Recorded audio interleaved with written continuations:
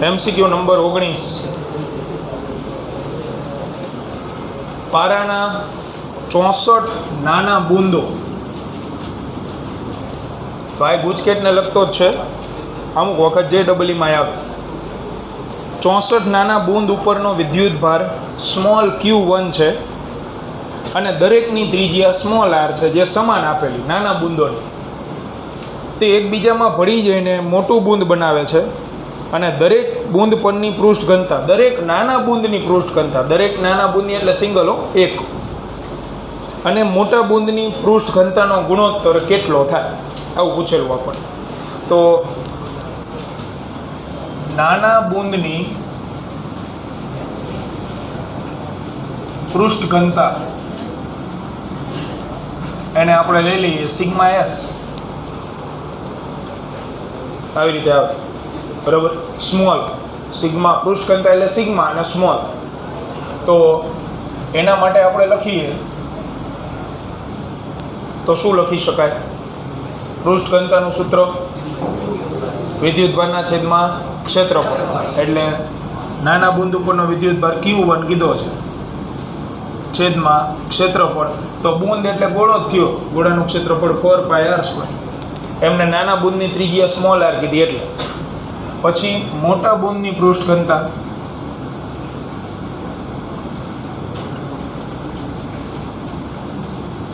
તો એને આપણે કહી દઈએ સિગ્મા b, બિગ એટલે મોટું. 1-2 નામ ન અપાય, 1-2 તકલીફ પડે.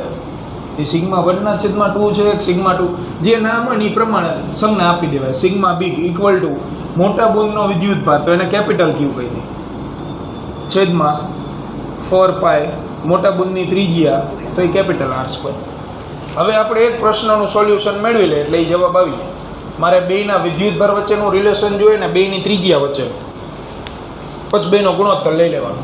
આ ગુણોત્તર લઈ જ લઈએ આપણે. સિગ્મા s મોટાના છેદમાં નાનું કીધું, નાના છેદમાં મોટું, નાના છેદમાં મોટું. તો સિગ્મા s ના છેદમાં sigma b equal to small q1 ના છેદમાં 4πr1² ગુણ્યા 4π કેપિટલ R² છેદમાં કેપિટલ Q. તો 4π કેન્સલ, એટલે સ્મોલ q1 અપોન r1² ગુણ્યા કેપિટલ R² છેદમાં Q, સમીકરણ 1. આ રિલેશન લઈ આવો એટલે જવાબ આવી. તો પહેલાં આપણે વિદ્યુતભારની ચર્ચા કરીએ. મોટા બૂંદનો વિદ્યુતભાર આપણે લખીએ, મોટા બૂંદનો કેપિટલ Q, મોટા બૂંદનો વિદ્યુતભાર. તો મોટું બૂંદ બને છે કઈ રીતે? તો કે 64 નાના બૂંદ ભેગા થાય ત્યારે. તો મોટા બૂંદનો વિદ્યુતભાર બરાબર 64 ગુણ્યા નાના બૂંદનો વિદ્યુતભાર લખાય, એટલે કે સ્મોલ q1. તો કેપિટલ Q બરાબર 64 q1. હાલો, એક વસ્તુ મળી ગઈ. હવે ત્રિજ્યાની વાત આવે. તો ત્રિજ્યા કઈ રીતે મેળવશું બોલો? આ તો મળી ગયું, સમીકરણ નંબર 2. કોઈ આઈડિયા? ત્રિજ્યાનું રિલેશન કઈ રીતે ગોતશું? એક ટ્વિસ્ટ છે ખાલી, કદ ઉપરથી. કદ સિવાય ત્રિજ્યા ન મળે. આપણે મોટું બૂંદ બને છે, બરાબર? તો મોટું બૂંદ આવે, નાનું બૂંદ આવી રીતે નાના 64 બૂંદ છે અલગ અલગ. એ દરેકની ત્રિજ્યા સમાન છે, પણ મોટું બૂંદ જ્યારે બનશે તો એની અંદર રહેલા તો નાના બૂંદ જ હશે. તો હું એવું લખું કે 64 નાના બૂંદનું કદ ઇક્વલ ટુ એક મોટા બૂંદનું કદ. બે હરખું જ થાય ને ટૂંકમાં. જે મોટું બૂંદ બનેલું છે એ કોની મદદથી બનેલું છે? 64 નાના. તો 64 નાના બૂંદ જેટલી જગ્યા રોકે ભેગા થઈ, એટલું જ ઓલું મોટું બૂંદ રોકતું હોય. એટલે કદ ઉપરથી ત્રિજ્યાનું રિલેશન મળે આપણને. તો બેના કદની સરખામણી કરી દઈએ. એટલે મોટા બૂંદનું કદ ઇક્વલ ટુ 64 ગુણ્યા નાના બૂંદનું કદ. તો કદ એટલે ગોળાનું કદ મૂકવાનું થાય બે બાજુ. આ બાજુ મોટા બુંદનું કદ 4/3 પાઈ સ્મોલ કે કેપિટલ આર, કેપિટલ આર ઘન equal to 64 4/3 pi small R ઘન. બે બાજુથી 4/3 પાઈ કેન્સલ થઈ જાય તો આર ઘન ઇક્વલ ટુ 64 સ્મોલ આર ઘન. બે બાજુ ઘનમૂળ, ઘનમૂળ લો, આનું ઘનમૂળ આર, 64નું 4 ઇન્ટુ આર. સમીકરણ 3 એમસીક્યુ સોલ્વ. બીજું અને ત્રીજું સમીકરણ સમીકરણ 1 માં મૂક દો. 2 અને 3 ને 1 માં મૂકતા તો મૂકીએ સમીકરણ 1 માં સિગ્મા એસ છેદમાં sigma B equal to Q1 એમ નામ રાખો ગુણ્યા કેપિટલ આર સ્ક્વેર. તો કેપિટલ આર ની જગ્યાએ 4r લખાય એટલે 4r અને એનો વર્ગ છેદમાં r1 લખાય ને, આમ તો r ને એ પ્રિન્ટિંગ મિસ્ટેક ગણેલો r1 લખીને આપ્યું, આપણે 4r1 લખી, r1 સ્ક્વેર એમ નામ રાખો અને કેપિટલ Q ની જગ્યાએ 64 Q1 અહીંયા સ્મોલ r છે, Q માં Q1 છે ને, હા કાઢ અહીંયા ચાલ ઉડાડ દઈએ બધું જે ઉડતું હોય. એક તો Q1 ગયું, અહીંયા 16r સ્ક્વેર છેદમાં r સ્ક્વેર ગુણ્યા 64 તો r સ્ક્વેર એ ગયા 16 ના છેદમાં 64 1/4 જવાબ આવે. એટલે બુંદની સંખ્યા જોઈને કોઈ ટીક ન કરવી કે કા 64/1 કા 1/64 બેમાંથી એક હશે, એવું હોય નહીં. એટલે કદનું રિલેશન છે એના ઉપરથી ત્રિજ્યાનું મળશે, બરાબર. આ લખના પછી લખીએ નાની એવી પણ એનો શોર્ટકટ આપણે લખાવેલી રકમ વાંચીને આકૃતિ બનાવવી.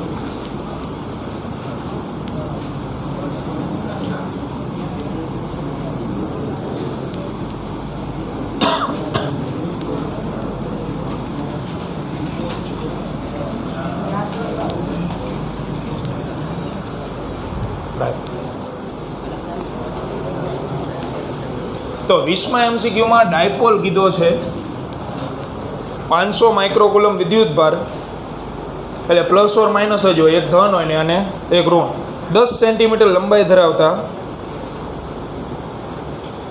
ના વિદ્યુત ડાયપોલની અક્ષ ઉપર, આ તો અક્ષ ઉપર છે એટલે વિદ્યુત ભારનું મૂલ્ય પહેલાં લખી 500 માઇક્રોકુલમ, 500 ગુણ્યા 10⁻6 10 સેન્ટીમીટર ડાયપોલની લંબાઈ એટલે 2a 10 સેન્ટીમીટર તો 10 ગુણ્યા 10⁻2 મીટર તો 10⁻1 મીટર.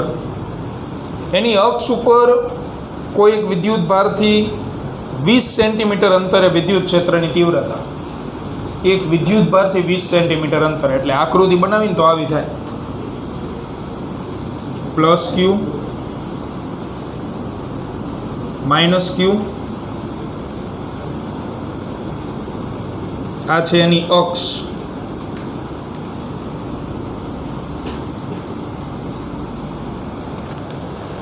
હવે કોઈ એક વિદ્યુત ભારથી 20 સેન્ટીમીટર અંતરે કીધું છે, આ એનું મધ્ય બિંદુ, એટલે આ અંતર એ હોય, આ અંતર એ હોય.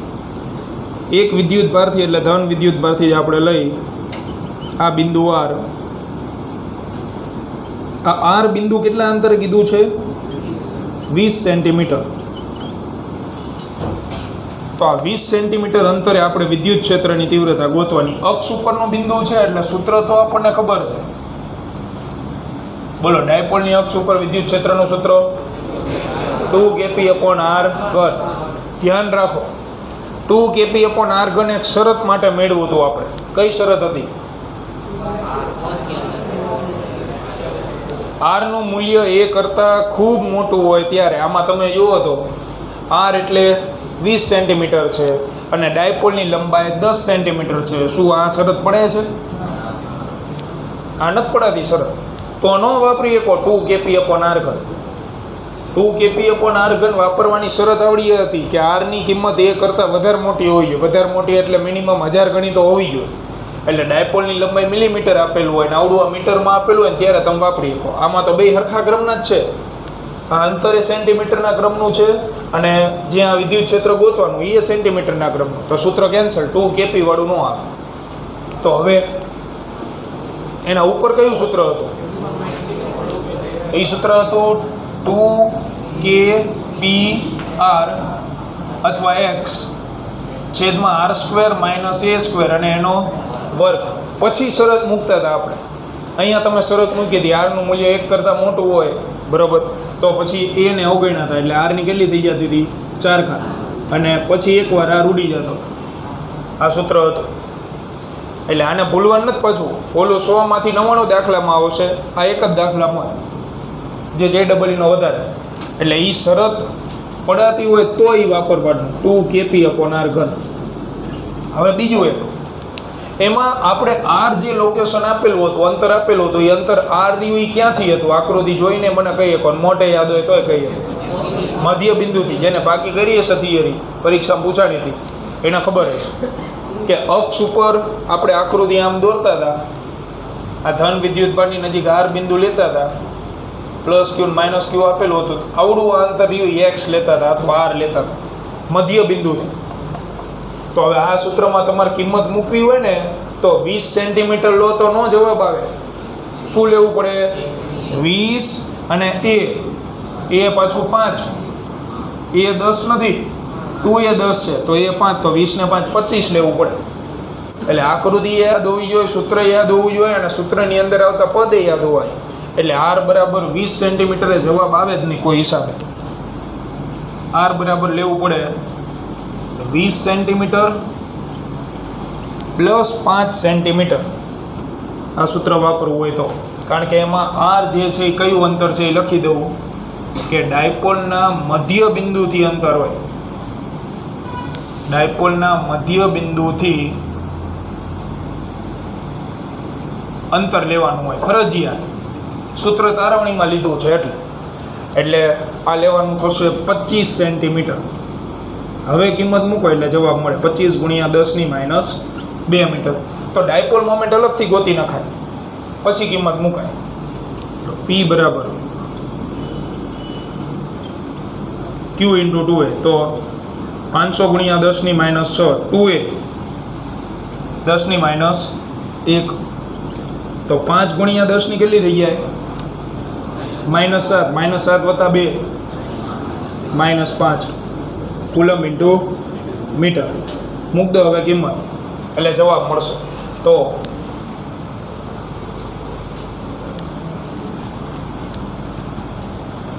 અક્ષ ઉપરનું વિદ્યુત ક્ષેત્ર = 2 × 9 × 10⁹. P ની જગ્યાએ 5 × 10⁻5, R ની જગ્યાએ 25 × 10⁻². છેદનો હિસાબ તો છેદમાં 25 નો વર્ગ 625 -a². તો a² એટલે 5 નો વર્ગ 25 એટલે 600 વધે, બરાબર. તો સીધે સીધું લખના 600, પણ એ સેન્ટીમીટર સ્ક્વેર વધે ને. આપણે જે હિસાબ કર્યો એ તો સેન્ટીમીટરમાં કર્યો, એને મીટરમાં આપણે લખી એટલે 10⁻4 અને એનો પાછો વર્ગ. આનો હિસાબ તમારે કરવાનો, પછી જવાબ મળશે ન્યૂટન પ્રતિ કુલમ, બરાબર. મીંડાનો હિસાબ કરી નાખાય. 6 × 6 = 36, 9 × 2 = 18, 18 × 2 = 36. એ પ્રમાણે કેલ્સી વગર જ ટ્રાય કરજો, કેલ્સીનો ઉપયોગ કરવાનો નથી. એ પ્રમાણે એના પછી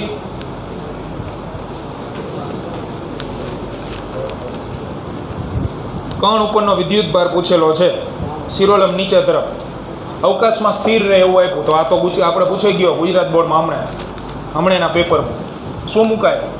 સ્થિર રહેતો હોય તો દળ આપેલું ભાઈ, દળ આપેલું હોય એટલે વજન બળ હોય, અને વિદ્યુત ક્ષેત્ર આપેલું હોય તો વિદ્યુત બળ હોય. પણ વિદ્યુત ક્ષેત્ર આપેલું હોય તો વિદ્યુત બળનું કયું સૂત્ર વાપરવાનું? Q × E. પૂછેલો વિદ્યુત ભાર તો Q બરાબર mg/E. એમ આપેલું છે, જીની કિંમત 9.8 લેવાની અને વિદ્યુત ક્ષેત્ર 10/7 આપેલું. કિંમત મૂકી દેજો એટલે જવાબ આવે. આનો જવાબ આવે છે ઓપ્શન સી 6.25 10/7. આમાં કિંમત મૂકશો ને એના પછીના MCQમાં તો ઓપ્શન બી પ્રકારના આપ્યા, ધન ને ઋણ. પહેલાં આમાં કિંમત મૂકીને મને જવાબ કહેજો, પછી આપણે વિચારી ધન આવે કે ઋણ આવે. બરાબર.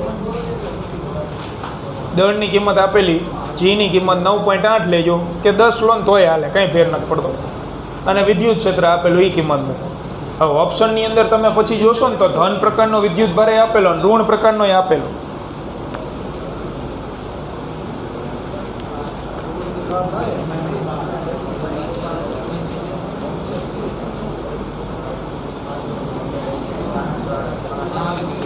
ચલો આવે. હા, માઇક્રોકુલમ છે હો ભાઈ પ્રશ્નમાં પાછળ. હા, પ્રશ્નમાં માઇક્રો એટલે જવાબ આવે ને પછી અમુક મૂંઝાઈ જાય. આ ઘાત વિશે બહુ ચિંતા ન કરતા, એમાં પ્રશ્નમાં માઇક્રોકુલમ છે એટલે તમારે જે જવાબ આવશે એ કુલમ આવશે. એ કુલમને તમારે માઇક્રોકુલમમાં ફેરવવાના એમ. આનો જવાબ કેટલો આવે? નોર્મલ જવાબ કેટલો આવ્યો? 49 × 10 એને આમાં કિંમત મૂકી દો તમે, પછી જવાબ કેટલો આવે? 49 × 10 - 12 આટલો મળે. 9.8 લીધો હોય અને આટલો મળશે. હવે આને તમારે માઇક્રોકુલમમાં ફેરવવાનું છે. તો માઇક્રોકુલમમાં ફેરવવું હોય તો 10 - 12 છે ને એને બે કટકા સ્વરૂપે લખી નાખી તો 10 - 6 અને 10 - 6. એક વખત 10 - 6 એની જગ્યાએ માઇક્રોકુલમ લખી નાખી. હવે આ જે 10 - 6 વધ્યું એના પ્રમાણે વિચારો ઓપ્શન. શું થયું?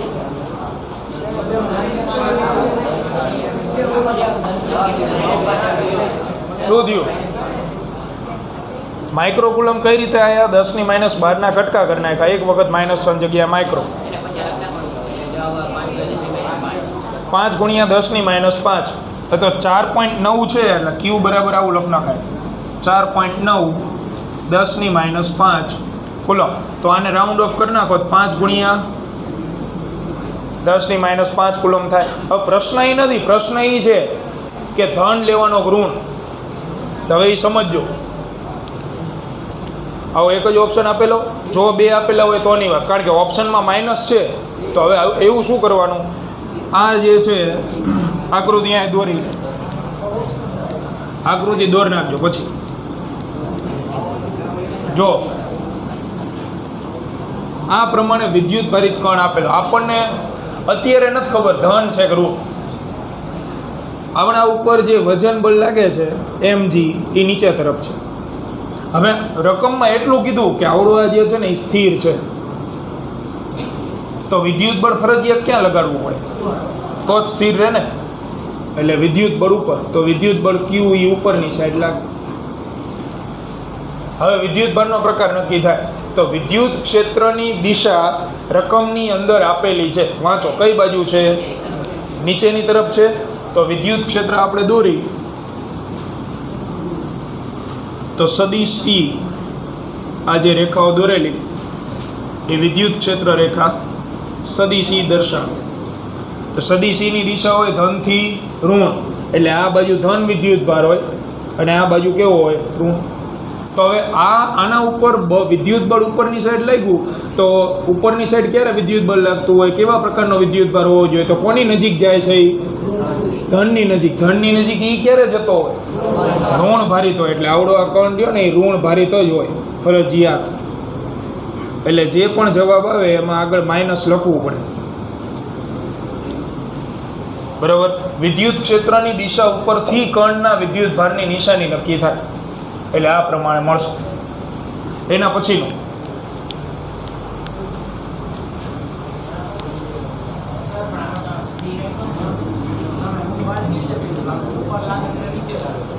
એમ નો હાલે. આને સ્થિર રાખવા માટે વિદ્યુત બળ ફરજિયાત ક્યાં લગાડવું પડે? ઉપર. નીચે લાગે તો વજન બળની દિશામાં થઈ ગયું. હવે ઉપરની સાઈડ વિદ્યુત બળ લાગે બરાબર, તો કોની નજીક વિદ્યુત બળ લાગે છે? આ ઉપર જવાની ટૂંકમાં ઉપરની સાઈડ વિદ્યુત બળ લાગતું હોય આ બાજુ, તો વિદ્યુત બળ જે બાજુ લાગતું હોય એ સામેના વિદ્યુત ભારની નિશાની ઉપરથી નક્કી થાય. આવું ક્યાં કરતા હતા આપણે? ડાયપોલમાં. ડાયપોલનો ટોર્ક આ પ્રમાણે લેતા હતા બરાબર. અહીંયા વિદ્યુત ક્ષેત્ર હતું ધનથી ઋણ, અહીંયા કયો વિદ્યુત ભાર લખતા હતા? ઋણ. બોલો આના ઉપર બળ ક્યાં લાગતું હતું? તે ઋણ હતું. પછી બળની નિશાની નક્કી કરી, દિશા. બળની દિશા ઉપરથી વિદ્યુત ભાર નક્કી થઈ ગઈ. આ બળની દિશા એટલે વિદ્યુત ભાર નક્કી.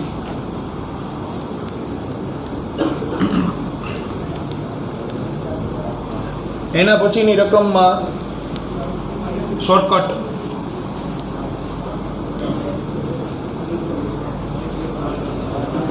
હા, થીટા ખૂણાવાળી.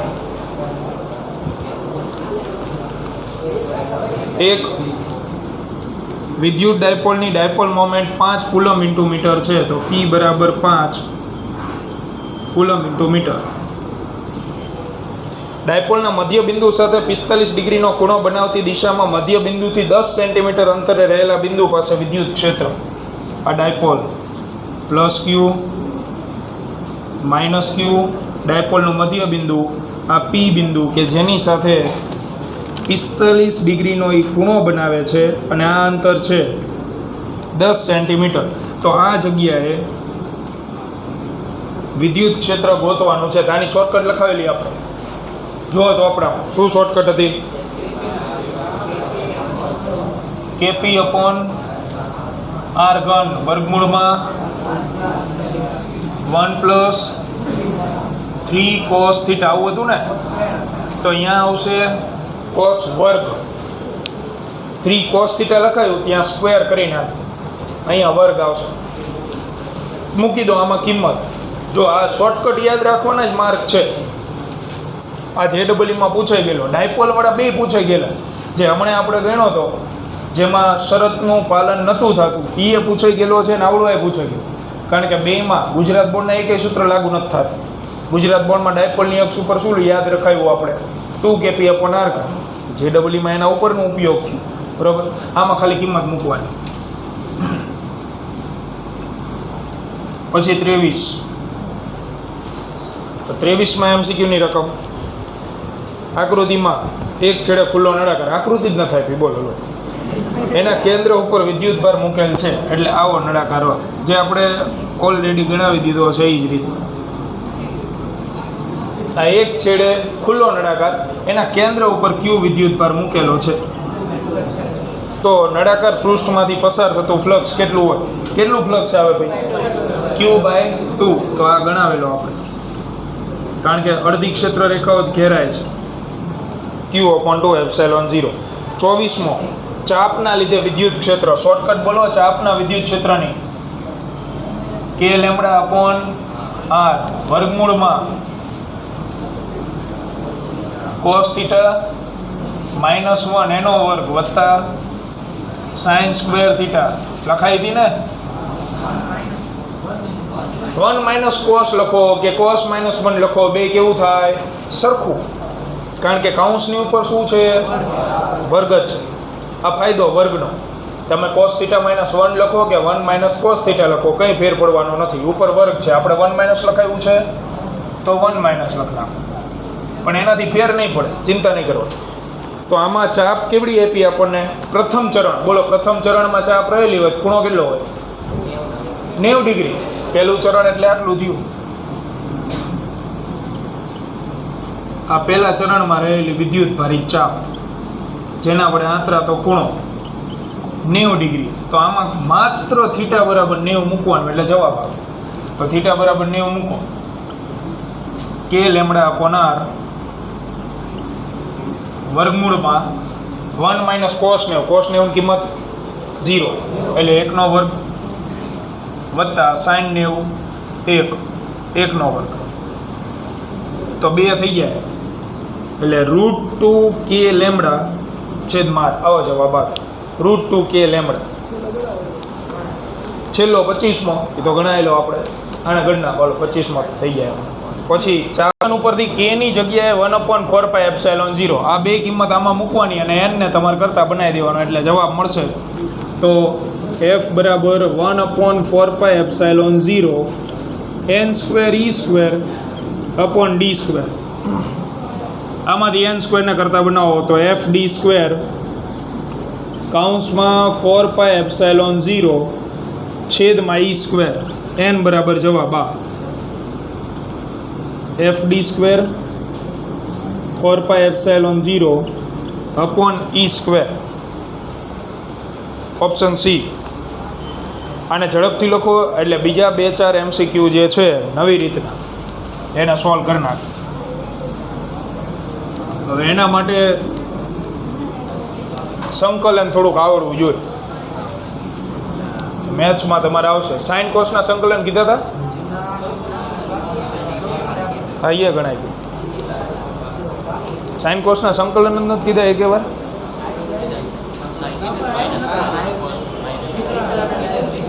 વિકલન જ આવ્યું, સંકલન આવ્યું. રાઈટ.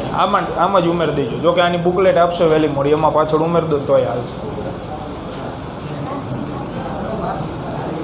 હા તો કાલ હવે ગણાઈ ગયા આપણે મગજની અણી.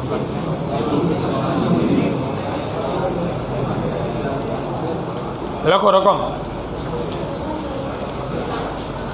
એક વર્તુળ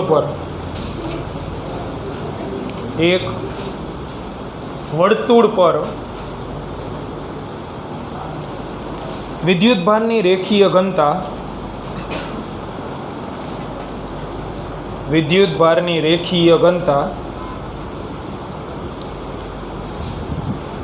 લેમ્બડા બરાબર λ0 cos θ. લેમ્બડા બરાબર λ0 cos θ આપેલ છે.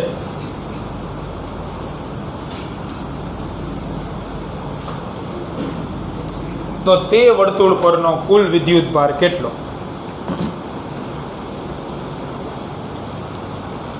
તો તે વર્તુળ પરનો કુલ વિદ્યુતભાર કેટલો?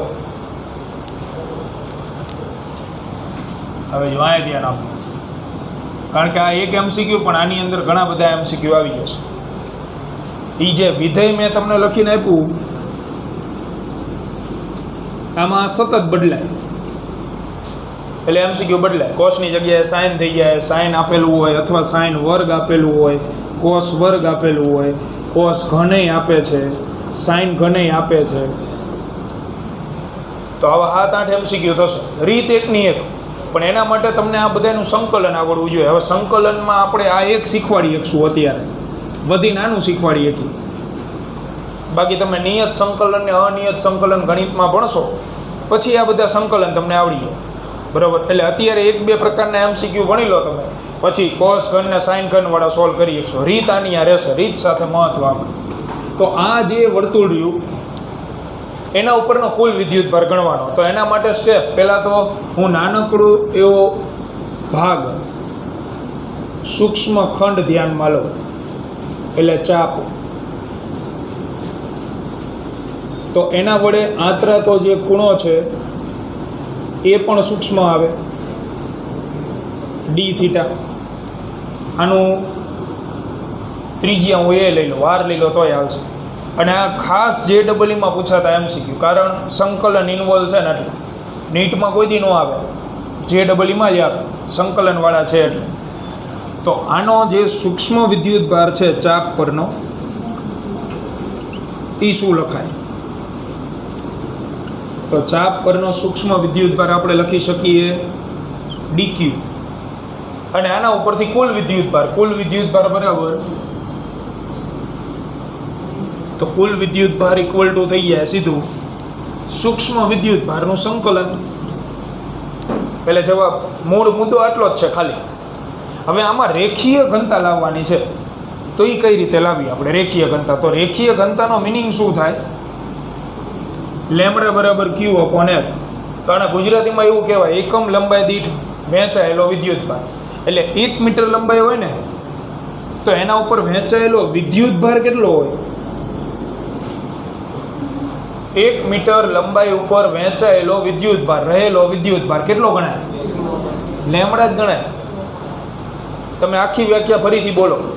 એકમ લંબાઈ દીઠ રહેલા અથવા એકમ લંબાઈ દીઠ વહેંચાયેલા વિદ્યુત ભારને શું કહેવાય છે? રેખીય ઘનતા. એવું તમે બોલો છો ને પાછળ કે એકમ લંબાઈ દીઠ વહેંચાયેલા વિદ્યુત ભારને, પછી પાછળ કોઈ બોલતું નથી, તકલીફ એ છે.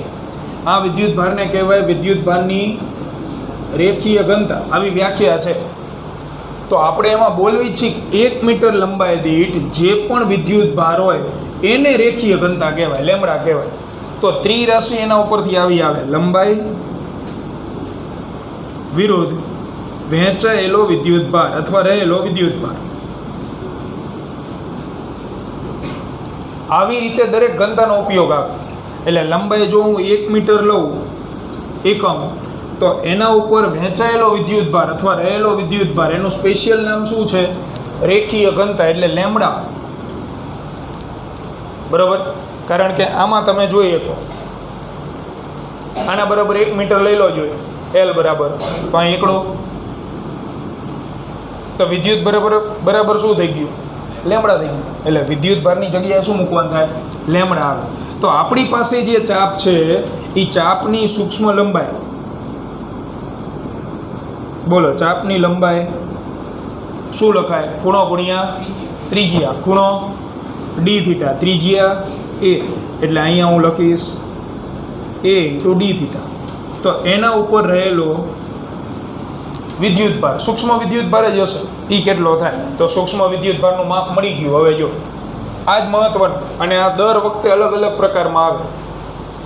તમને નાનું ચોરસ આપેલું હોય ત્યાં પૃષ્ઠ ઘનતા વાપરવી પડે. 1 મીટર સ્ક્વેર ક્ષેત્રફળ હોય તો ત્યારે સિગ્મા આવે, 1 મીટર ઘન કદ હોય ત્યારે રો આવે. એટલે ઘનતાનો આ બીજો ઉપયોગ, જેના ઉપરથી સૂક્ષ્મ વિદ્યુત ભાર તમને મળે. તો સૂક્ષ્મ વિદ્યુત ભાર આપણને મળે છે આના પરથી ડીક્યુ બરાબર આ બેનો ગુણાકાર લેમડા ઇન્ટુ એ ઇન્ટુ ડી થીટા. બરાબર છે? તો કુલ વિદ્યુત ભાર ડીક્યુની જગ્યાએ મૂક દો, ઇન્ટિગ્રેશન લેમડા એ ડી થીટા. હવે સંકલન થાય. હવે લેમડાની જગ્યાએ તો રકમમાં આપેલું વિધેય લેમડા 0 કોસ થીટા ઇન્ટુ એ ડી થીટા. કોની સાપેક્ષે સંકલન છે? ખૂણો. મારે કોનો વિદ્યુત ભાર જોતો? તો આખા વર્તુળ ઉપર જોતો હોય તો થીટાની લિમિટ મૂકો 0 થી પાઈ, પાઈ બાય 2 કે 2 પાઈ. આખા વર્તુળ ઉપર જોતો હોય તો પાઈ આવે, તો પાઈ એટલે તો અડધું 2 પાઈ. લિમિટ આના આધારે નક્કી થાય. તો આની અંદરથી લેમડા 0 એ બહાર નીકળી જાય. હવે કોસનું સંકલન આવડવું જોઈએ. તો કોસનું સંકલન સાઇન થીટા થાય. સંકલન આપણે લખાવેલા કદાચ ભૂતકાળમાં યાદ હોય, સાઇન કોસના લખાયા હોય તો, મને પાકું નથી ખબર, વિકલન લખાયા હતા એટલી ખબર. એટલે એ તમારે સંકલન આવશે એની ચિંતા અત્યારે મૂકી દો, એ આખા ચેપ્ટર ભણવાના તમારે. તો કોસનું સંકલન થશે સાઇન થીટા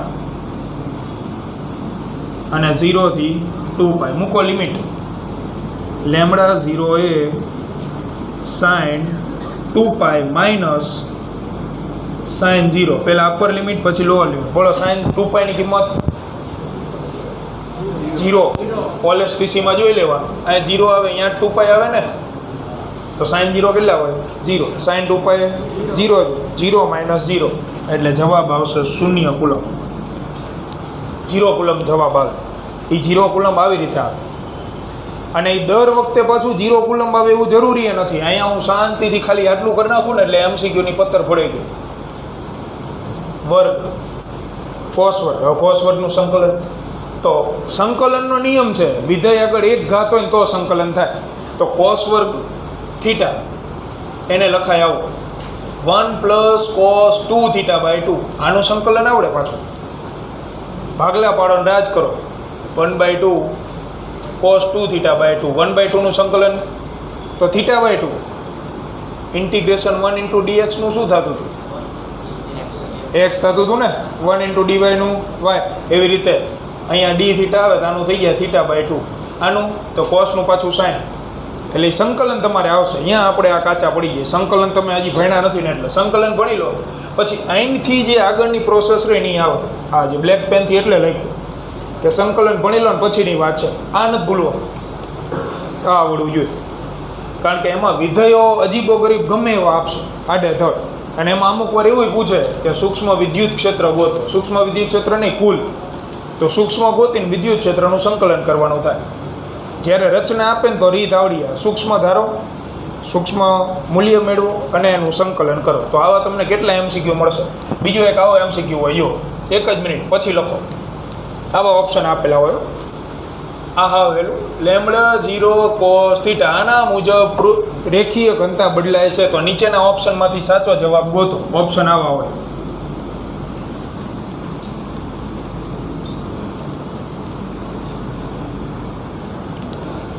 આ પ્રમાણે ઓપ્શન આપેલા હોય.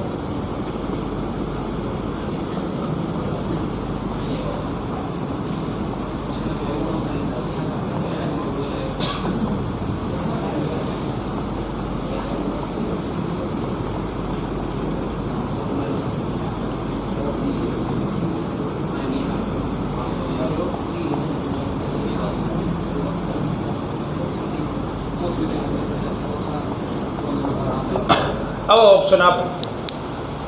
હવે આનો મિનિંગ શું થાય કે રેખીય ઘનતા કોસ વિધેય મુજબ બદલાય છે.